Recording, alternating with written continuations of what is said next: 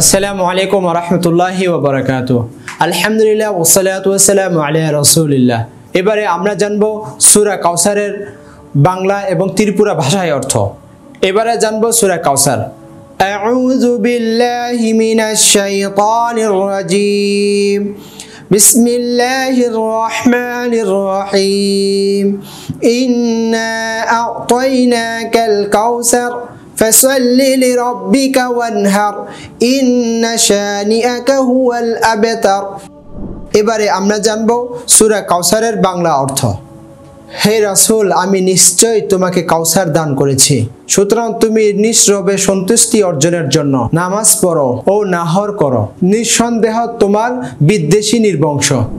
এখন আমরা জানব সূরা কাউসারের ত্রিপুরা ভাষায় অর্থ।